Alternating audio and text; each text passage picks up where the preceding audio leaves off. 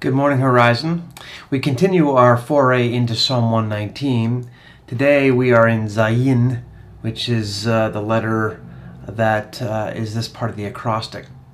It's verses 49 through 56, and I'm going to read it for you. Remember your word to your servant, for you have given me hope. My comfort in my suffering is this: your promise preserves my life. The arrogant mock me unmercifully, but I do not turn from your law. I remember, Lord, your ancient laws, and I find comfort in them.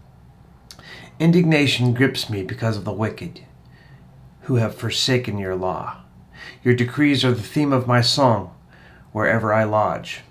In the night, Lord, I remember your name, that I may keep your law. This has been my practice. I obey your precepts. Because Psalm 119 has so many familiar themes throughout, I'm just going to pick out one verse to comment on, and that's this verse 50. My comfort in my suffering is this: your promise preserves my life. It's an interesting thing to inquire. What is the promise that the psalmist has in mind? Is he picturing the law as somehow the promise? Is he thinking about the covenants that God made to Israel? Is that the promise that he's counting on? Or is there somehow something personal that God has communicated to the psalmist? Regardless, there is a way in which this person is building their life on the promises of God, the things they can count on. So they're reflecting, what has God said? And because he's promised, he's committed himself to me, then in this circumstance, I can still not be afraid.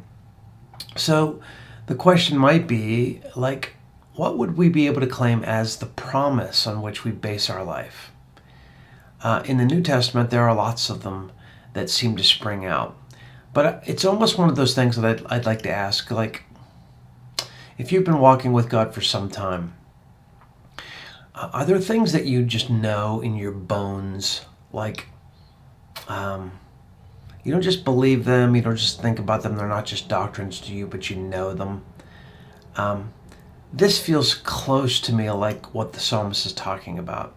So for me personally, I am convinced, I'm gripped with the notion of the sufficiency of God for all circumstances. Somehow God is always enough. He's sufficient.